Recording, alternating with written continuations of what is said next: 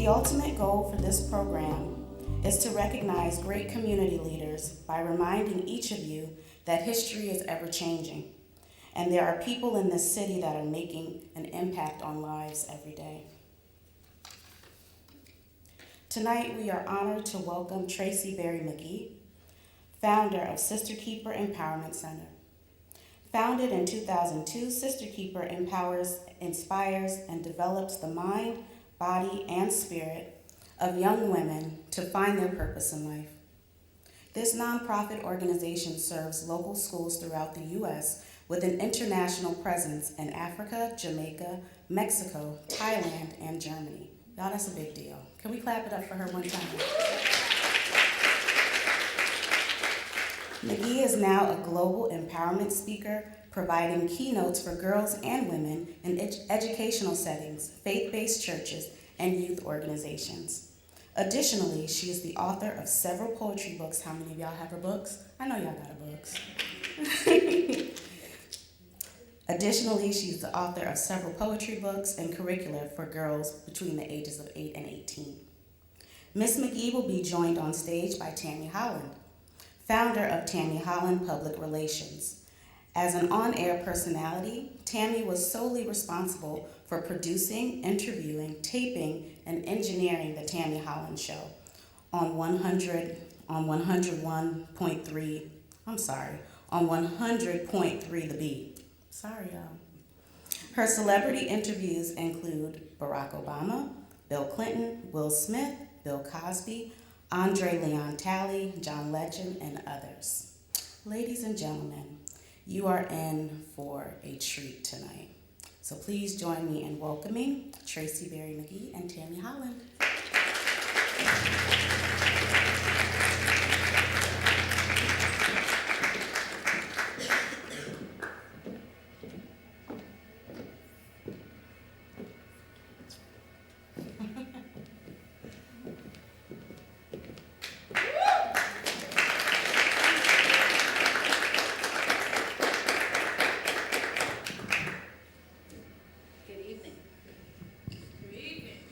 Can you hear me now? Okay, good evening. That's so much better.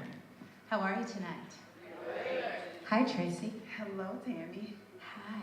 I was thinking about you today as I was going over my questions and thinking about poems that made me think of you. And you know, the poem that first came to mind was, "When you see me passing, it ought to make you proud. I say, it's in the click of my heels, the bend of my hair, the palm of my hand, the need for my care, 'cause I'm a woman, phenomenal woman. That is she." Yeah. Give her another round of applause.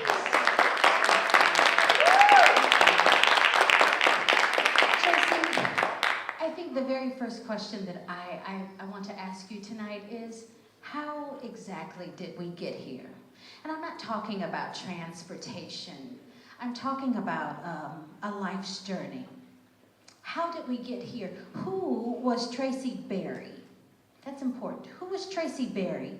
And how did she become Tracie Berry McGhee, a role model and an inspiring woman? Wow, what a statement. Who is Tracie Berry? Well, Tracie Berry was raised on Cabiny Place. West Side. When you talk about, first off, I gotta say thank you so much for saying yes to this opportunity for us to have a conversation together. When I think of Tammie Holland, I think of the Tammie Holland and how inspiring it is for us to be in the same space to have this conversation. Because you represent St. Louis, and that's where I'm from, the STL. Mm-hmm. And my mom always said that we were like soulflower sisters because we grew up everywhere, kind of like a gypsy. So yes, I started out on Cabiny Place, and then we lived on the north side, and we lived downtown. We lived everywhere because a lot of people don't know, but my mom was a teen mom, and no, she did not have me by herself. She had my dad, who they both loved each other, and they sowed seeds into me very early in life. And as a result of that, from birth, I think the goal was for me to be a cycle breaker, because, I mean, who wants to be a teen mom? But it happened. And as a result of that, they birthed me. So that was the seed that started this whole soul flower journey that got me to where I am today. And it was really interesting because I never knew anything else but what it meant to be empowered, to be in a space of community. If you grew up on the West Side, you knew that you had your corner stores and you had your libraries, and that Cavaney Branch Library, 1106, I think Union, spoke to me because even though we had the high schools and the elementary schools, that library was the safe space for me to go and grow.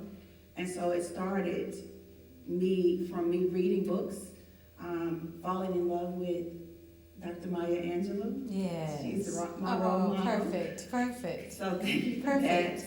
that. Knowing why the cage bird sings and understanding that we walked similar journeys, and just really realizing what community felt like and how important it was for me to sow that seed into my community as I grew up to become Tracie Berry McGhee. I love it. You know, looking back over my own life, Tracie, I can think of a host of women, very integral members of my own village who were catalysts in helping me to become me, namely my mother. You talked just a minute ago about your mother and the fact that your mom was a single mother. How was your relationship with your mother growing up? And how was that relationship, or how did that relationship shape you into being who you are right now at this very moment? Well, one of the things that my mom had was support. She had that village. And she also showed me what sisterhood looked like. Most of the people that are my mom's friends today were her friends from the time she was a young girl. And so we had that extended family, intergenerational space of knowing that everything that my mom did, she also had the support of my grandmother and my great-grandmother and my father's sister and her best friends and other women in the neighborhood. I call it women in the neighborhood, because women in the neighborhood knew who I was, and they knew that we were supposed to take care of one another. But it wasn't easy. I think one of the biggest things that my mom taught me was to love yourself, and no matter what, I mean, we were considered a statistic. And so when you are considered a statistic, you know that people are looking for you to fail. And so it was always a struggle. We moved a lot, but every time we moved, she always said we moved to someplace better. Okay. And she taught me to learn my friends really fast, because friends, you're either in or out. You have to decide, am I going to be part of Little Sally Walker circle or not? She taught me the value of having my own space and knowing that no matter how big or small my space was, it is my space. And I remember we moved to this one place, these one apartments, and we would always get up early on Saturday mornings, and my mom would play Marvin Gaye. Yes, girl. What's going on? Yes. While we cleaning the house. Right. And then we would burn this money incense. Like, I don't know if you all know about the incense. They know, you all know about that money incense. And, you know about that. And that was really important, that no matter how big or small your space was, that it was yours and you need to keep it clean. And then we didn't have the big TVs and all of that. We had bookshelves full of books. My mom was a reader. My grandmother was a reader. And so that was something that she instilled in me. Even to this day, she was not just a reader, she was a writer. So she always wrote me letters. My grandfather wrote me letters. Oh, wonderful. So those were the rich things that I was taught, but it was definitely, being that we were so close in age, my mom was still growing. And so that was a struggle, because my grandmother, there were times we would live with my grandmother, and my grandmother thought she was my mama, because there were times I called my grandmama mama. Sure. But I was not her daughter, and my mom really stressed that. You are mine. But everybody felt that I was theirs because, again, I live in a community where we named it WIN. Women in the neighborhood would all take care of you, babysitters and everybody. And so that was something that I took away in raising my children, knowing the value of mentors and having someone to always be in their life to pour into them. I always wanted a sister. Look at you now. So that's why it was great to have SistaKeeper, because the A, it means we're all sisters instead of ER, who sometimes you don't have biological sisters. And I used to make up stories all the time. And my mom would say, you know what, you need to stop making up stories. And I'm not talking about like stories like lies, but we couldn't say lie stories. And so she was like, write it down, Tracie. And so I would just write in my journal, and it freed me. And so that was something that helped me to get through those struggles. And today, I think a lot of times my mom struggles with feeling like, did I do a lot of the things right? And what she didn't do was give up. She kept going, and we kept growing. And you know, you grow in and out, and you know, you move about, but the one thing that you knew is what love felt like. Like, if I don't know anything, I know my mom loves me. And I think that that's important because we feel like we make so many mistakes, and we make mistakes because there's no template to being a parent. And I learned that with my kids. They're all very different, very different. And my husband knows there's no template to being a mother, a wife, a sister, no template to life. Yes. But you never give up, and that's what she taught me, that we keep going. Well, you had a wonderful example. So that leads me into my next question. How exactly, Tracie, do you mentor young women who have never and may never have a good relationship with their mother or the women in their family or in their lives? Mm-hmm.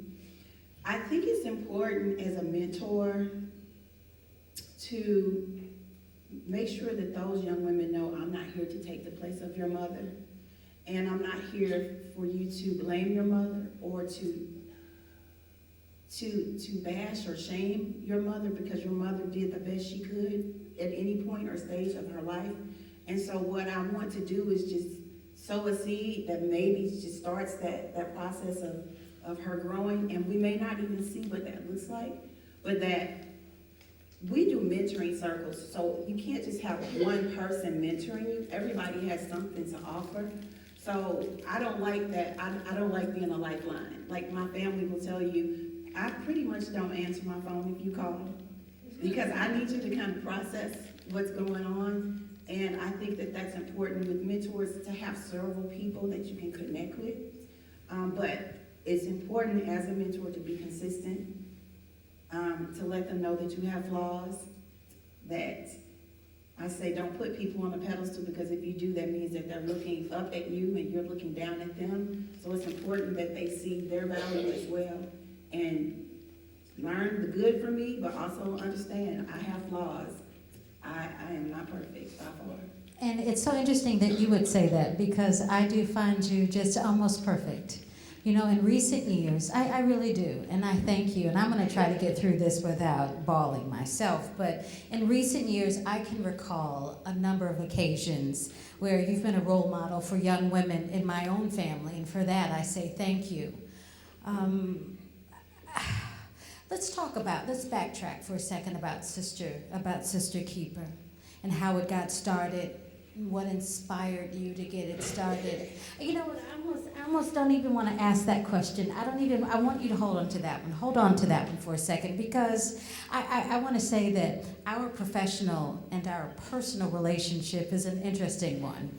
And our personal and professional relationship extends well beyond those recent years of you mentoring my daughter and also my niece.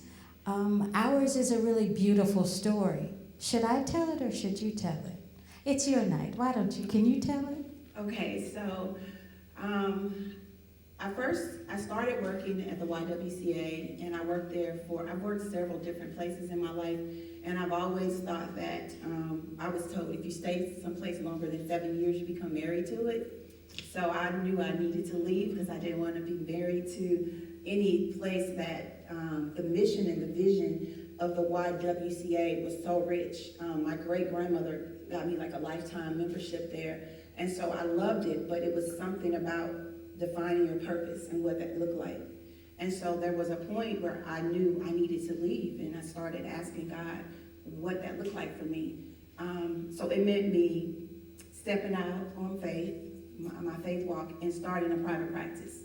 So I had just started a private practice, and I was listening to the Tammie Holland and Tony Scott, and they had made a call out to the community to support a family that had lost their child as well as a lot of their belongings. And he had just started SistaKeeper, and I said, I can come and do it, I'll do it. And I'll never forget, I went down to speak to them. We donated some things. We talked about doing therapy, giving back. I said I would do it for free. And Tammie and Tony said no one else showed up. So a lot of times you think everybody's going to show up so you don't go, but you know what? You were the one. And so when I finished, she said, give everybody your phone number. How do they reach you? And I didn't realize how many people listened to, at the time, early in the morning and night. So I gave out the phone number, and I got back to my office, and I needed a receptionist. Like, the phone just kept ringing. And you just helped to, like, start it all. And then you guys started coming to locations, and you came to my location, and the other people started walking through the door. And so you became a part of my village of starting my private practice. And she didn't even know. I had no idea. That's one of those things about being obedient to the Spirit. I'm a God girl. And of course, in that moment, I had no idea what was happening. I had no idea that I was being used in that moment. I had no idea that Tony and I were catalysts for something that would be so, so great. Yes. And I'm so honored to have played a role in your success and your development in that respect. It makes me feel so good and so honored. And it it's does. really important because, you know, the thing about it is mental health in the African American community is looked at as being so taboo, and you guys consistently spoke about that. And so, you know, my private practice was something, I'm a licensed therapist, so it was easy for me to do this. It was part of, it's my career. But SistaKeeper, it was not as easy, because a lot of times when you find your purpose tends to find you. Isn't that the truth? Isn't that the truth, okay? Yes. Since then, since those very humble beginnings, since day one, how many sister keepers, how many sisters, should I say, have you made into sister keepers? Wow. Is it a lot? Can you think about it? Did you all see the images on the screen when you were sitting here? All those faces, all those young women. Yes. If you could put a number, what would you say? Oh my gosh, because, I mean, we started in 2002 in my basement with 7 girls. And seven times seven, over and over and over, just thousands, because we're international. I remember when we first took our trip to Africa, and that's a faith walk. A lot of times you think, oh, am I where I'm supposed to be? And then God will show you a sign. And I look for signs, and because that's important to me to know that I'm doing what it is that God needs for me to do. I'm really trying to live God's best life for me versus my best life. And so I remember this story is, I was just asking my husband, how old is this picture? And Isn't it a beautiful picture of Tracie? It's at least 15 years old. We were in Ghana, and we were working with a village of young girls in a school, and we went to this museum. And at the museum, this little girl was with her mother, and she was walking around, and she was showing us all of the historical spaces. And I love rocks, because rocks tell a story, right? And so, but they have security and cameras all around, so you don't touch anything. And so I didn't touch anything, but this little girl was walking with her mother, and she was comfortable, so she was touching everything. So we got to this one space and she picked up a rock. And I was like, wow. And she kept inching next to me. And so then she finally took my hand and we were just walking together. And as it was time for us to leave, her mom said, she's gonna have a hard time leaving you. Oh. And I said, can I take a picture with her? And she said, yes. And my dad was there as well. He was videotaping everything. You know how parents have that moment. Of where they're course, taking pictures of everything. course. And I said to the lady, I said, what is her name? And she says, her name is Tracie. Oh, wow. I said, my name is Tracie. She said, no. I said, yes. She said, no. I said, yes. And then I said to her, tell me, what is your name? And the lady says, my name is Irene. I said, there's my middle name. She said, no. Oh, I wow. said, yes. She said, show me your passport. Oh, wow. And I pulled everything out. Wow. And like, sunflowers were everywhere. Oh, wow. That's my thing. I love sunflowers. And I just, right then, I knew.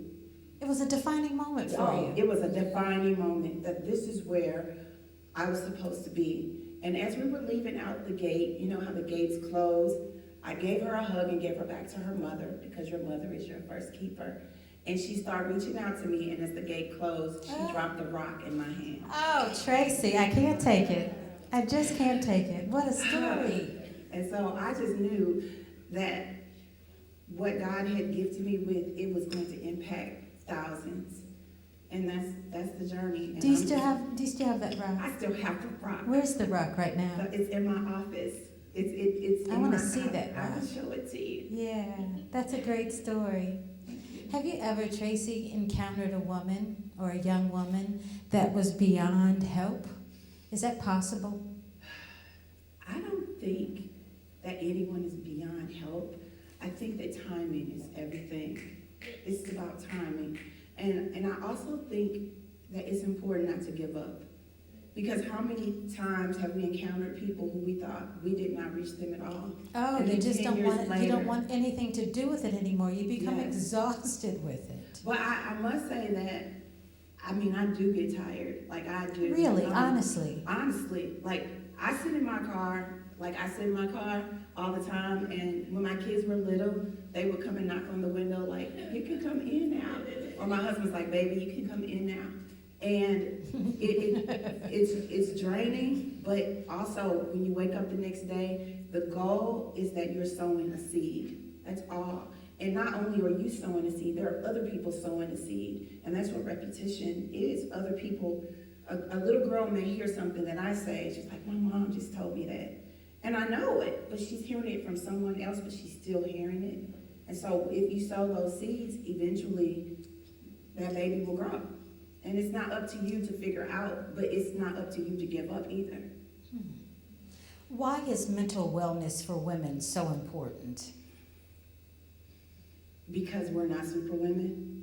Like, I love the movie Black Panther, and I wish that we all lived in Wakanda forever, but we are not superheroes. Yeah, I think that my Yeah. body would be a lot better if I lived in And, Wakanda, because they had hooked up bodies in that It movie. might feel better, but it might be warm. Yeah, right? But because I struggled with living in a family where there are times when we had family members that everybody just knew that person wasn't right, or there was a back room where people just let that person go, or you'd have people walking down the street and everybody knew, leave that person alone. I had an uncle that kind of like took care of me, you know, Really? and I really wanted to. I started off in mental health wanting people to understand the value of support systems for people with disabilities. He was the one that would walk me home from school, and everybody knew not to mess with us because they thought he was crazy.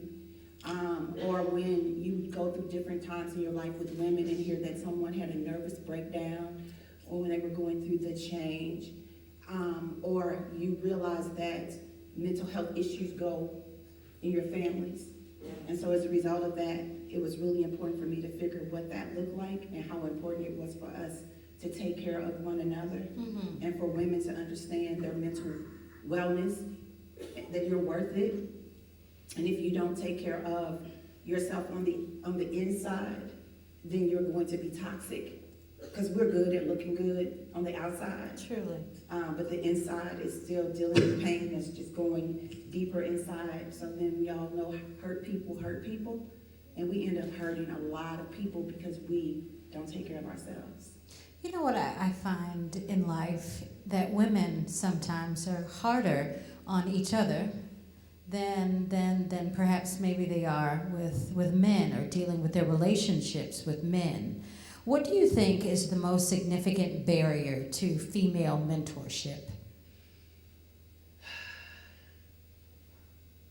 Some of it, I think, is fear.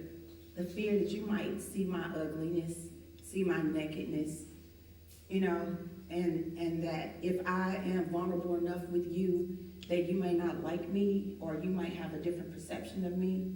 And that's why it's so important for us to be able to be raw with one another and understand that we all have our issues. I mean, we all have our issues. We do. And society, I always say society does not define you, because society makes us feel like we have to always show up and do everything right. And we have all these layers of things that we need to do. I mean, let's be honest, my mom said, if you're going to cook, then cook with love. I don't like to cook. So typically, I'm not cooking with love. So my husband cooks with love, and I pour the wine. Yeah, girl, I like that. But I know that I should cook more, and I know that that can cause issues. And so there's just little things that you know that you could do better. And just because you know you should do it better doesn't mean that you always do those things better. So, yeah. I get it. I also get that, and I think everybody in this room, we're all here for this reason, is that we understand that you love to uplift, you love to inspire. But tell me this, Tracie, is there anything about this whole inspirational piece, this inspirational work of yours that you just don't like? We were just talking about you sitting in that car. But what would have made you sit in that car? And what would make you uncomfortable? And what would make you say, you know what? I think I'm going back to the YWCA today. Well, never would I say I'm going back to the YWCA. Nothing against the YWCA, of let course. me tell Nothing. you, I love the YWCA. I'm a consultant at times, but it's something about sowing seeds into something that I know is my purpose. And sometimes when you know that that's your purpose, you want to give 100, 150%, 120, 100, 200%.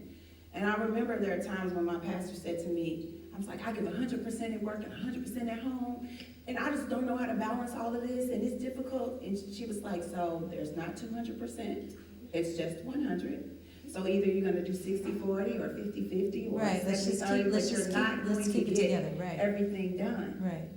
And so I think that's the thing that makes you sit like you're just tired. My mind is not shut off, and so I have to find ways to do that. And that's what self-care is all about, making sure I get up very early in the morning and get my tea or my coffee and make sure that I'm journaling. I journal all the time. I'm meditating and having my conversation with God before I connect with anybody else. I have to do that for myself. And I think that's one of the things we find ourselves doing is we're naturally nurturing, you know, and Nia means purpose in Swahili, but I like acronyms, so I call it nurturing inner awareness. It's important for us to nurture inner awareness in ourselves first before we start feeding everyone else, or else we're going to starve. Sure. So how would your family, I know that your family's here, your husband's here, you've got your children here, but how would they have answered that question? What about your life's work and you being this inspirational person?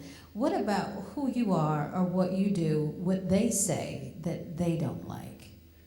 That everything's about SistaKeeper. SistaKeeper this, SistaKeeper that. I'm always sending them pictures and t-shirts and ideas and concepts. And let me read this poem to you. I think they get it because my daughters have been with me the whole journey. I started SistaKeeper because my daughters needed to see not just positive reflections inside, but I needed to make sure my community on the outside saw two girls who totally look different, light skin, dark skin, thick, thin, hazelnut blend, that they needed to know their value. And so they've been with me for that entire journey. But they probably would say, that's all that she talks about. And that I don't, know how to balance that. Maybe my grandbaby's gonna do that for me. The fact that, we're empty nesting, so me and my husband can just sit and talk about other things outside of SistaKeeper. I don't know how.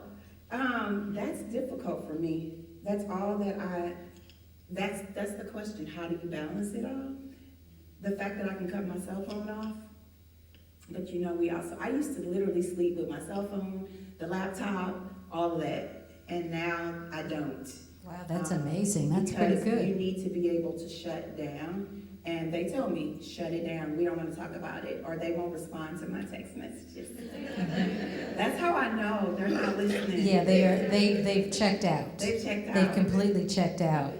What would you call, or what would you say would have been your biggest hurdles that you faced or overcome as a mother, as a wife, and even as a woman? Time, not enough time, not enough time. Feeling like, as a mother, it's in every category. There are times when you just feel like you're not enough. Like, did I say the right thing in that moment? Was I supposed to leave earlier? Should I have left? I love the 4 principles that we came up with in Own Your Now. It talks about the love principle, and the hurdles of the love principle is listen, observe, validate, and empower. And there are times where I feel like, was I really listening? Because I was in my own head. Sure. And there's, again, no template to how to be a mother, how to be a wife, how to be a woman. You have different people that you want to emulate, but at the end of the day, you have to do you, and no one can do you but you. And so the biggest hurdle is feeling like you want to clone yourself to be in several different places, and there's just no time for you to do that. So you have to choose, is this the best place for me to be? And hopefully everybody will understand. And if they don't, I'm sorry. In all of that, do you think that you've broken cycles of your own? Broken cycles of my own. I think that, yes, when you think about born Tracie Berry, and when people say Tracie Berry, they went to like elementary school with you, Tracie Berry. They say your or whole St. name. Louis. Well, why didn't we ask that question to begin? You all want to know, don't you? Where'd you go to high school? Where'd you go? So I went to visual and performing arts, and I was a part of the beginning of the desegregation program. It was a magnet school program. It was very much a part of who I am today because, like I said, we moved a lot. So wherever we lived, I was still able to go to the same school, and that was a positive. My mom wanted me to have that consistency of being able to go to the same high school. We didn't have middle school, so it was K through 8 for me. So yeah, that's where I went. And I had to walk to the other side of town to catch the bus. Not like these kids. We get like No, an inch of snow and Yes. there's no school. You were walking in the I snow, was Tracie, weren't you, girl? walking, standing on the bus stop Yes. very early in the morning, seeing things that I should not have been seeing. But all of those things allowed me to know what I wanted my community to look like. Sure.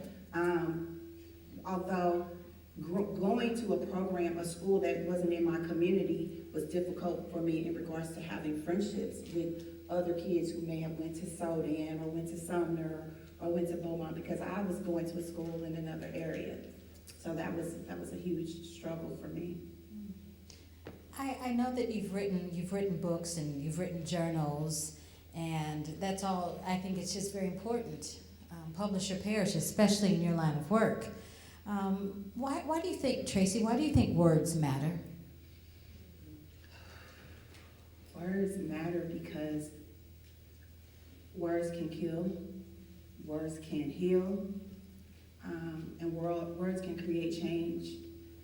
And it's important that when you say certain things, it's important that you are able to say, I see you, I feel you, I understand you, and I remember growing up and people saying, you know how people say sticks and stones may break your bones, but words may never hurt, but they do.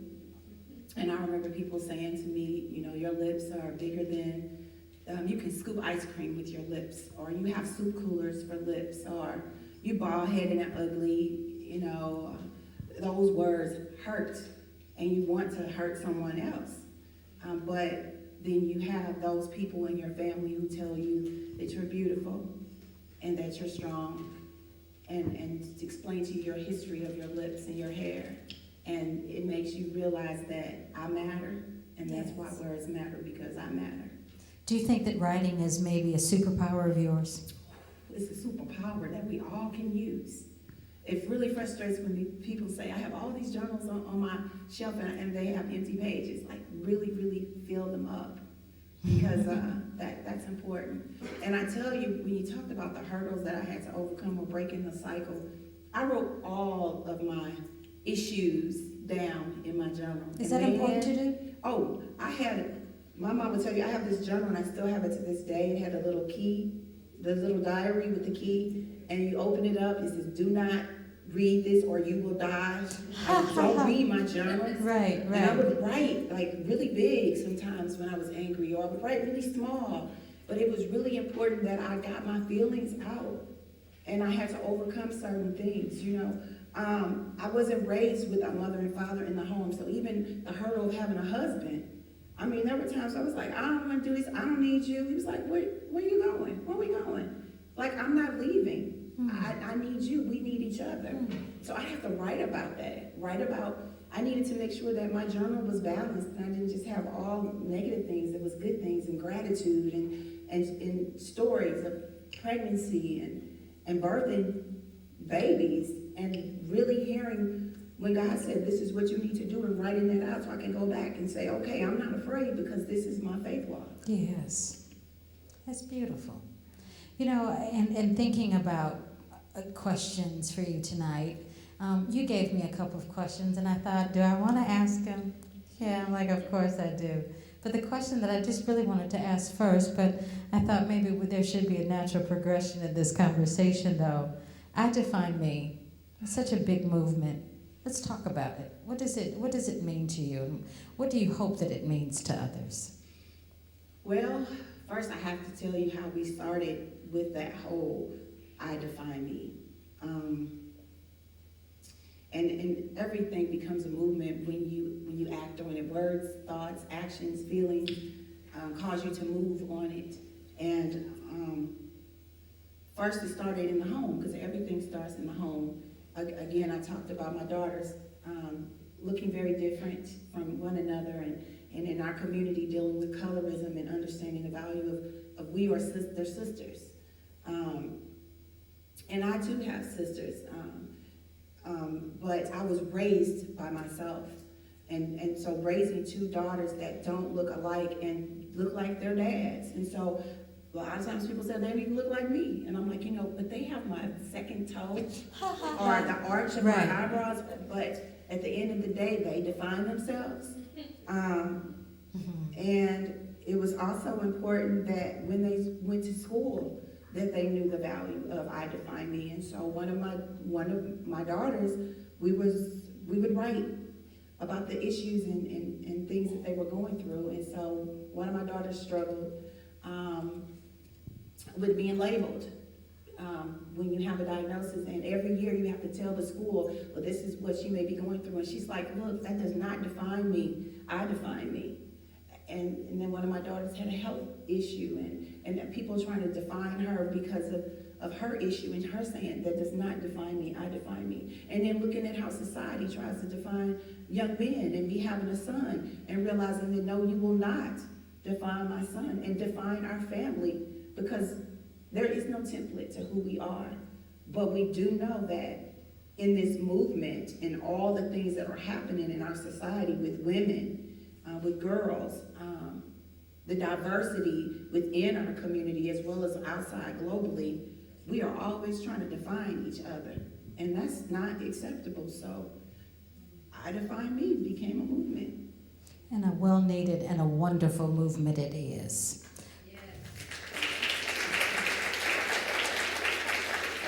So with the movement, what type of advice would you give to the next generation of sister keepers and female leaders and mentors? Well, we have a pledge, and our pledge is really simple. It talks about I am who I am unique, I am we, I represent unity, I am diversity, a mosaic of people live in me. It's important that our girls understand who lives within them, their history. We forget our history. It says, my voice delivers solutions. My mind seeks knowledge and my spirit flows with purpose. So understanding that the value of that pen, that I can write out solutions, that my mind has knowledge. My spirit flows with purpose, like really seeking what that is instead of people telling you what you cannot do, and finding that circle of people who will push you forward. And then the last piece to that is that I am naturally me. I reflect positivity. I hold the key to my destiny. Yes. Everybody has this natural rhythm to who they are. That's why I love music. I love poetry, but I love music. If I could sing, Tammie, What are you listening or to right now? sing. What are you listening to right now? So I love India Ari. I love her message. I love music as well. Like, I need those times. You know, there's something about Frankie Beverly and Mays, and it just keeps us together one more year. Every time we go to a Frankie Beverly and Mays, and now that you can put it on repeat, different things you can play on repeat. I love music because it grounds me. Right now, my favorite song is Won't He Do It? He said he would. Yes, okay. And I just do that all the time. Yes. I cannot sing, and I'm okay with it. Really? But my mom used to tell me, no, you can't. And it's okay, because I love poetry, and I can take a song and create my own lyrics to it. And I think we all can. And that's the value of learning to dance to your own beat. You got that right, because I could care less. I love it. Tell us, just sitting here, just talking to you, it just seems like you just have it all together. And I truly believe that you do have it all together. I do. But I want you to tell us about a time in your life when things didn't exactly go your way or go exactly how you wanted. Like perhaps something with the development of Sister Keeper, or something with the development of your counseling services. How did you handle disappointment, or how did you handle moving on to the next thing? Well, I remember when I was transitioning from schools, trying to figure out which school to go to, and I went away to school, and I came back home, and I thought I had failed because I came back home, and I didn't. It wasn't that. I had. When you say you were away at school, you were away at college. I was away. And where were you at school? Let me backtrack. When I love school, I always have loved school. It was always easy for me, and so I had this. I love being in school, so I love being in programs. So there was this program called the Upper Bound Program. Oh, you were a smart one. I was part of the Upper Bound Program. Yeah. And so I had a full ride to go to SLU, but I didn't know what a full ride really meant because I was the first person to graduate from high school and to go to college and do those things in my family. So I really didn't understand the dynamics, and that's why it's important for our girls to understand the dynamics of school and college. And like my mom, she did get her GED, and she worked very hard. And my dad, of course, he got to keep going on and doing his thing, as sometimes men do when you get in those situations. But they both told me the value of education. Everyone in my community knows the value of education. So that was so important. So I knew I was going somewhere, I just didn't know where. Sure. And so I went away, and I missed my mom, and I wanted to come back home. And I thought that was the right answer because I was supposed to be the good girl, but the right answer was really that I missed this little nappy head boy, and I came back home. because I thought he was all that in a bag of chips and a soda on the side, and he was crumbs. It usually works out that way, doesn't it? Yeah, and so that was embarrassing Sure. to deal with that struggle. But then all of my friends continued, and they graduated like that, 4 years, and boom, And it took me a long time to do that, to finish school and work, because when you come back home, you work, you go to school, and then, but I knew I wasn't going to stop. And so then I worked on my master's, and then I had to take the test, because you have to take a test to become a licensed therapist. And the first time I didn't pass. And I was thinking, like, wow, really? I thought I studied, I don't fail. Yes. And the letter came in the mail, and you show your kids and everything, like, I'm gonna open the letter, and it said, you gotta take it over again. No. And so I took it over again, and I passed. And I think that was the one thing that I realized, is that you don't give up. You keep trying. You go, and you keep trying. Our hashtag in our house is the McGhees make it happen, because we make it happen no matter what. And that was hard for me. It's hard when you fail. I mean, there's many obstacles. I remember times when, me and my mom weren't communicating the best, and it hurts, but my mom writes letters, and letters heal, and I write letters, and my daughters write letters. My daughters would get upset and then slide the letter under the door, and then we talk about it. So the hurdles in my life have always been there, whether it's my relationship with my mom or my dad, and I have my issues with my dad too. But I knew that they were good people and they wanted the best for me. So having the value of communicating and having those resources allowed me to get over any hurdle. I never given up, it's not an option. So the hurdles, they still come. They still come, Tammie, and they will continue to come. One of the biggest hurdles is being an entrepreneur, and people think that everything is all great. And it is truly a faith walk of knowing, I don't know if somebody's gonna walk through the door tomorrow or not. Right. But it's my door. So my door is always open, and I'm constantly telling people that this is what I'm here to do, and so I'll continue to do it. My grandmother Gladys, my paternal grandmother, lived until she was 99. And she didn't start telling her age until she was right at about 90. She said that she always felt like a woman had a right to not exactly lie about the age, but you didn't really have to tell it.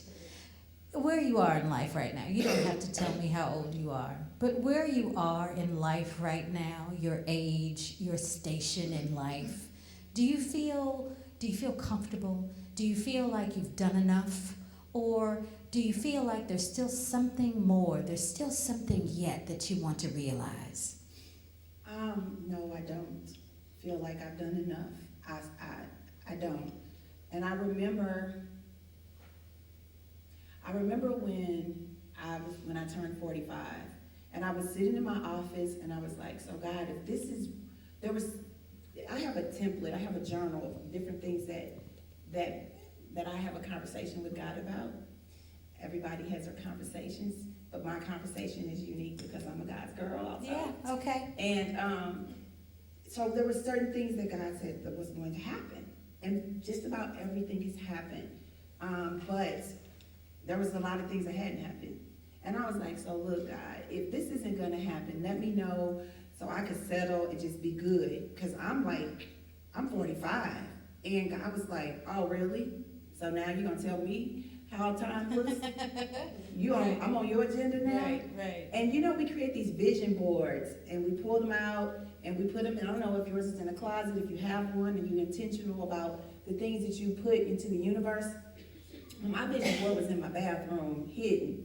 And he's like, I need you to pull that out so I can show you everything that I'm doing. So I started seeing all the things that God had been doing that I was just going, that I hadn't slowed down to see. And other people tell you those things, but you're just doing what you're supposed to be doing.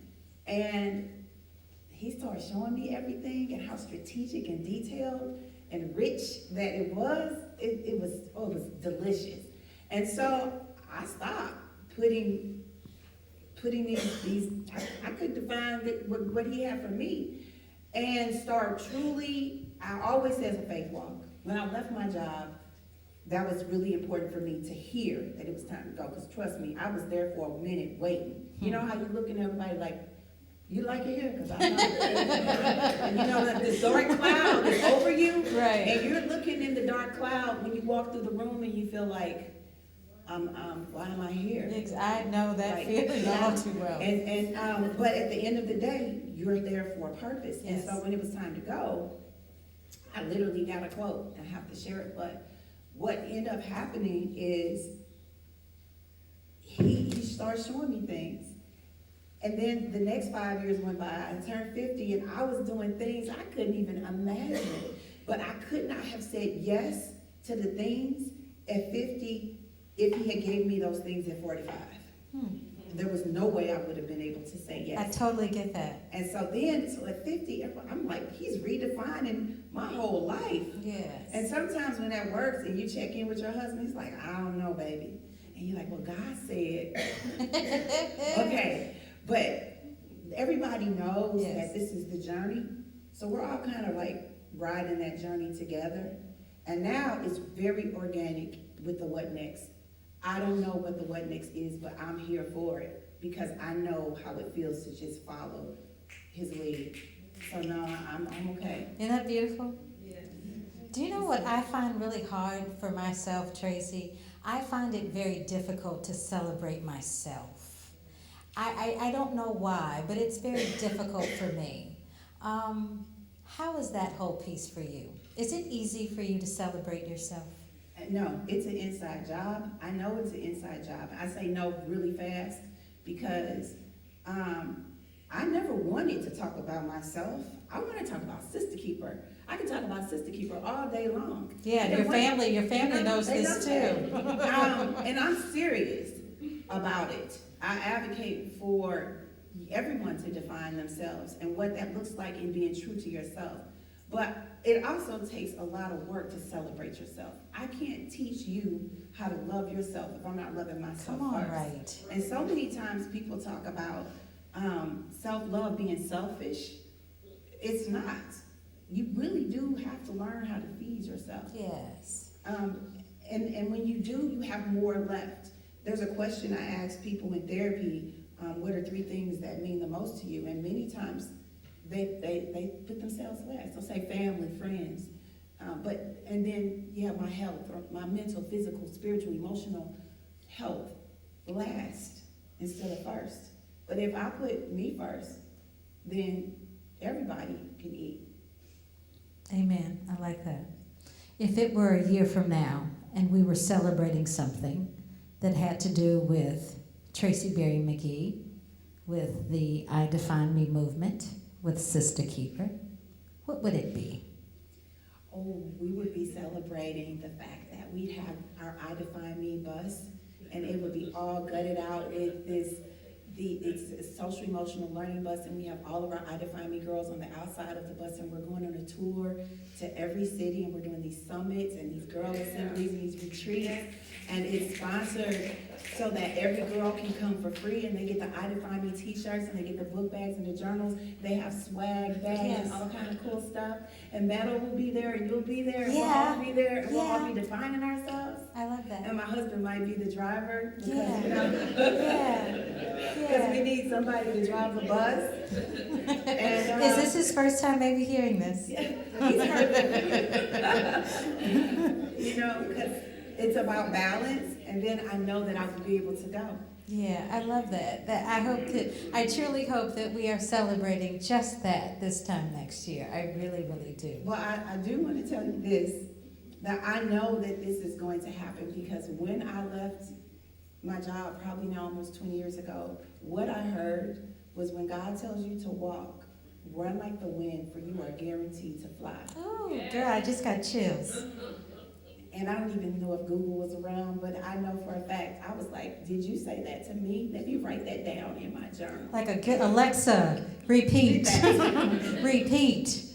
And so I can't look back because it's part of the faith walk. So, I love that. thank you. I truly love that. Somebody tonight, we all look so good. We all put on our good faces. We talked earlier about how we as women, oftentimes we do that. You look so beautiful. Oh, thank you. I tried, girl. I did. But somebody in this room right now, this very moment, is here because they needed to be inspired. They needed to be uplifted. They just needed one word. And as I'm saying that, my heart becomes very full because I know what it's like to want to dance and not being able to do so, and wanting to really, really laugh heartily, but only being able to chuckle just because of the moment that I was in. But somebody in this room right now needs a word. If you could offer any advice to a woman sitting here right now having self-doubt or wondering what will happen next with her body or doubtful of the future, what would you say to her? Or even what would you say to him? I would say that your story is never over. As long as you are living, that you need to know that you have the ability to live your life to the fullest and not exist. You need to know your worth, and you need to understand that you are worth it. If no one ever tells you that you are enough, you need to know that you are enough. You are the author of your chapter. And the chapter has many, many pages, and it can keep going and going and going as long as you keep turning those pages. But you never, ever give up on you. You define your journey, no one else. No one else looks like you, talks like you, sleeps like you, speaks like you, but you. And if you can't find anyone in the midst of darkness, keep following the light. Find someone. Because you should never, ever have to walk your journey alone. It's beautiful. I appreciate that, and I receive that. So, Tracie Berry from the West Side. What exactly is next? I'm going to continue, because I believe that there is nothing that I do alone. I have some really cool friends. And I didn't think I would have cool friends because we moved a lot. But I have friends from my childhood. I have friends that I have today, and we do a lot of everything together because I cannot do this by myself. And so what next is continuing to listen to that still voice inside of me. I don't always know what's next, but I'm not afraid. I'm never afraid. Honestly, honestly, Tracie, honestly. So the thing about it is, people say faith and fear cannot reside in the same space.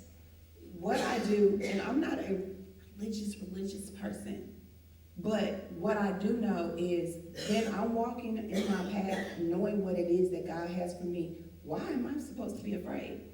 So now other areas of my life, I'm terrified. You know, when my kids call, I'm like, hello? Oh, sure. You know, sure. everything okay? But when I'm walking in my purpose, I just, no, why? I know that this is what I am supposed to do. And so I just, I hope that people follow me. I know that sometimes I say people will get on and off your boat, but you gotta keep sailing. And there are times that I have to say to people, I don't wanna do that. Because people have their own agenda. And they'll say, really what you need to be doing is this. Or why come you don't work with the boys and the girls? And why not this and why not that? Because that's not what I was told to do.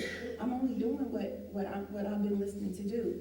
And I really try to quiet myself and hear what it is. And I know that I don't always agree with it, but I still know I have to do it. And so I guess if I say I'm scared, I do it scared. Because I'm gonna do it. I'm not gonna do it. I know that we only have so much time together in this moment, and I wish that I could sit here and just go on and go on. But I think that we need to do something a little remedial for those that have joined us today. You have so eloquently described how you have identified your purpose. But perhaps maybe there's someone in this room that they may not have a clue as to what that feels like. or what that looks like or how to do it. Mhm. How do you know when you've found that purpose? How do you get there? I think that it's important. Everybody, that's not something that everybody wants. Some people like, hey, I'm okay with my 9 to 5. I have goals, I have strategies, I have things that I want to do in life, and my purpose, that's not a big deal for me. It's I want to live, with my necessities, the house, the kids, or whatever that looks like for you. But I know that if you want to find your purpose, it's not something you're gonna find down there on the corner store or by just reading a book. It's about taking time with yourself, and a lot of times it's a life experience. It can be something that impacts your life, and you I never thought it would hit me like this, but I know for a fact that I got to do something. It's a tug, and you can walk away from it. It's gonna pull you again, and it'll keep pulling at you. And it will pull you in the direction that you need to go. And it'll pull the people that you need to be in your space. As well as you'll realize there are people who don't need to be in your space. And it will allow you not to be afraid because you know that you're walking in that space. Everybody's not a writer. Some people, I'm a dreamer. So I have dreams, and then I wake up and write things down. I could be in the shower and I'll get a vision. And it's not something spooky. I'm not even talking from that perspective. It's very clear that this is something that I need to do. And then I may even look for signs. And that's part of not really being afraid, but let me make sure that this is something that I need to do. And I'll keep getting confirmation. So if you find yourself in a dark space, move. Move. Find people that illuminate the light. And people that don't shut you down, people that don't allow you to feel like you can't breathe. And many times we're in a space that we can't find our purpose because we are stuck in the dark and we are afraid to move. But those are the times when you take one step that somebody's going to be right there to pull you to the next step. And it may be that you have never been in a space that you thought that you would be in. I remember going to San Diego speaking to 650 girls, and it totally represented diversity. And I thought, am I going to be able to do this? Will they relate to me? Because I live in a city that sometimes doesn't look like what diversity should look or feel like. And so everybody embraced one another. But if I did not step outside of my comfort zone and get comfortable being uncomfortable, I would not have saw what the light looked like. Good job. Tracie, you're beautiful. Thank you. You are too. Thank you. And you look wonderful tonight. Thank you. The whole time that we were talking, doesn't she look great? The whole time that we were talking, I've been staring at your nails. Your hands are beautiful, and you are beautiful. And I am so happy that you gave me an opportunity to have a seat at this table. Thank you for choosing me. One of my favorite Langston Hughes poems, I Too Sing America. It makes me think about you in this moment and how both of us have traveled roads. I Too Sing America. Yes. I am the darker brother, Yes. the darker sister. Yes. They send me to eat in the kitchen when company comes, but I laugh, I eat well, and I grow strong.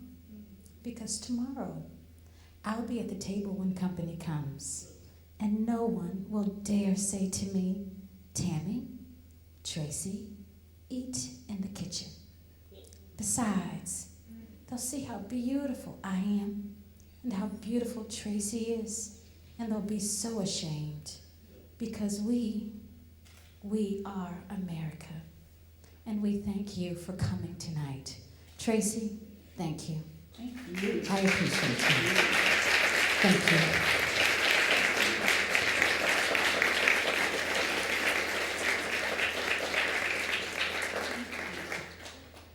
You made it. You made it. Okay, now we have a few moments for a quick Q&A. Does anyone have any questions? Questions? Going once? Okay. Give me a second to work my way over to you.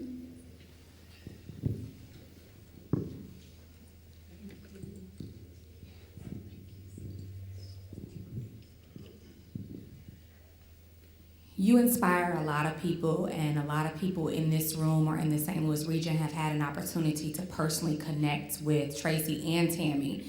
What advice would you give to the young lady here or outside in our community that can't have direct access to you? Where should they look for to find inspiration? I think that that's the value of social media and how important it is that we have positive representation. That's one of the things that I probably spend a lot of time on is social media.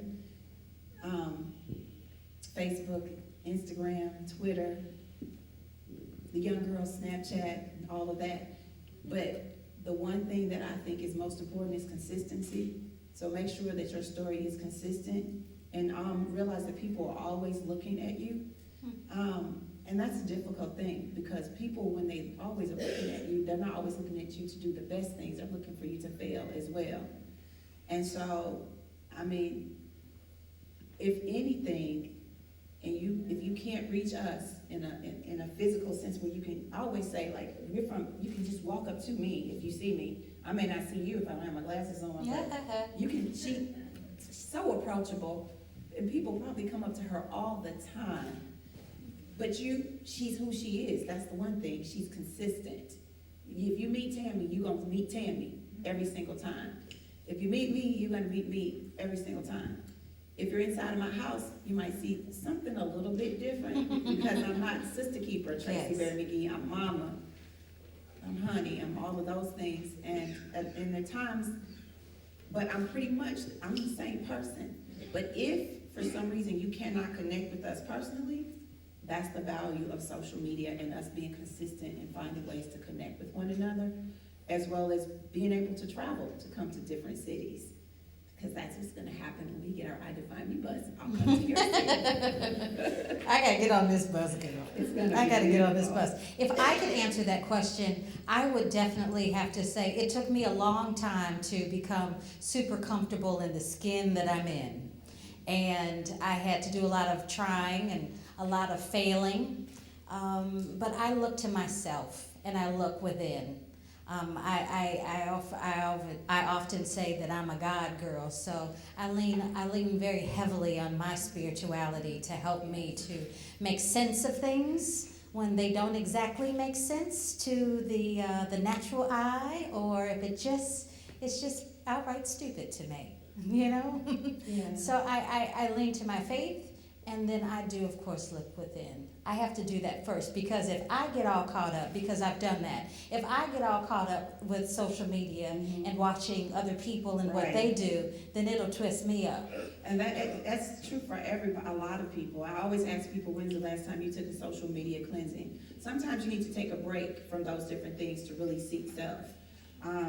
That's important. Everything that you feed yourself. Like, I don't watch scary movies because I don't like anything that's negative in my spirit, and I'm a crier. So if I can't figure it out, then normally I speak out loud, try to figure movies out loud, because I need to. You're the one that you don't want to go to the movies with her. No, you don't. You don't want to do that. And guess what? I'm right. I'm always You're right. always right. But it's important that you think about the things that you feed yourself. Another thing is, if you can't get in touch with us, because we can't be in all places, and I always talk about not being a lifeline, find a mentor, find an accountability partner. Don't find a yes person to everything you say. They're like, girl, you look good when you don't look good. Girl, your stuff don't stink when your stuff stinks. You need somebody that will hold you accountable. So you need to find those people. One of the biggest things that I did with my daughters is find mentors that are in their lives, and they knew that they were in their lives for life. So if they didn't have access to me, they have access to their mentors. And their mentors could check them just like that. And you all know that's how it was when we grew up, right? People in your family had some aunties that was like your auntie, but they weren't related to you. You know them aunties, and at any time they could check you just like your mama, and then your mama would find out and she would check you again. Tracie, do you ever think about us growing up in our era that we didn't have social media? I often think about what type of person I would have been if I would have had Facebook at 15 or 16, gosh. or if I would have had access to Instagram, I know that I would be in a whole lot of trouble. Me too, me too. My heart definitely goes out to the younger generation. I always hate to say that because it makes me feel old to say the younger generation, but I did not have Facebook. I didn't have Facebook. We had a three-way, and I would get set up on that three-way all the time. You know, because I was the one I wouldn't hang up right. Right. Or you would get the white pages and you would be calling random people and acting white like you pages. knew them. Exactly. And you know them. Yeah, hanging Yes. up. You had a boy in your life. You could call this house and hang up. Try that now. Try that now. Okay? Try that now. But I think that that's what we need more of, is being able to go outside and play and sit on the porch with one another and play games and take away the to have cell those phones. to have all of those aunts. Yes. To have that extended And village. can I just say this? Listen. So listen, observe, validate, empower is the love principle. Listen. We have to really start listening to one another. My grandmother, there was a time where I honestly didn't think that, I didn't know if my grandmother could read, because she always had me reading the Daily Bread to her. But I realized she could read and write. She was teaching me how to read and write. And we are so, you know, when you're teenagers, you think you're very egocentric, you know everything and all of that. And so I had to really start listening to her stories, listening to my dad's stories, listening to my community stories, observing nonverbals. When your parents tell you to sit up straight and hold your chin up and close your mouth. I heard that so many times. Oh, gosh. And at the end of the day, it taught me to learn to observe other people's nonverbals. When it was time to leave, when it was time to get up and move. And so validate, affirming one another. Those are things that you can't do with followers. People on Facebook ain't really your friend. At the end of the day, even when we do selfies, we like, take it again. Look at this is some of my good side. You know what I'm saying? Yes. So everything that's posted on Facebook is not always, you know, true face value. So we have to remember that a lot of people that say that they are your friends or really are followers. True. Hi, Miss Tracie. Hi, Ro. I just want to thank you for pouring into my cup over the years. Oh, well, it feels like years, but even though we've known each other in such a short time, you have elevated me to push myself to no extent, being diagnosed with sickle cell disease and just saying, no, not disability, but ability, and teaching me what I can do and playing on my strengths. So I just want to thank you for that. And then my question is, where are the first place we're going on our tour bus? Well, I know for a fact that I want to say thank you for choosing me to be your mentor. And one of the things in being a mentor is also learning from your mentees. And the fact that in SistaKeeper, we focus on girls finding their purpose, whether it be, literally, it's about, if you have sickle cell and I have HIV, then I'll find out everything about your sickle cell crisis and what it takes for you to know what you need, and you find out everything I need to know about my T cells and what I need and how important that is, whether it's lupus or cancer or if it's saving the environment, that we can become each other's keeper for the issues that impact our community, teen pregnancy, violence, bullying, whatever that might be. And one of the things that you taught me, because there are times when I'm in the office and she'll feed me or she'll say to me, she'll say, how are you doing? I'm like, my back is killing me. She's like, no, it's not killing you. It's not killing you. The words, the power of words. And so for us to always remember, you don't always get something from an older person. You can get something from a younger person as well. And so I thank you for being a part of my village as much as I want to be a part of yours. And I don't know where this tour is going to take us, but we're going to be riding. Ride or die. Well, ladies and gentlemen, that concludes our program this evening. Thank you for joining us. Tracie, Tammie, do you have any closing words?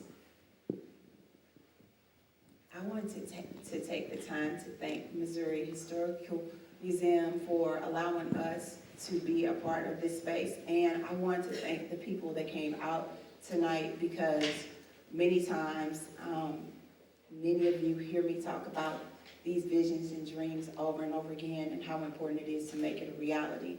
So I want to thank you. I hope that we all can continue to be Soul Flower Sisters, and I know for sure that Tammie is a lifeline for me as I am for her, and just continue to watch our journey on the bus. Yes. So get on the bus and continue to define yourself and tweet about it. Tweetable moments, FaceTime, whatever it is that you need to do, but make it positive. Thank you.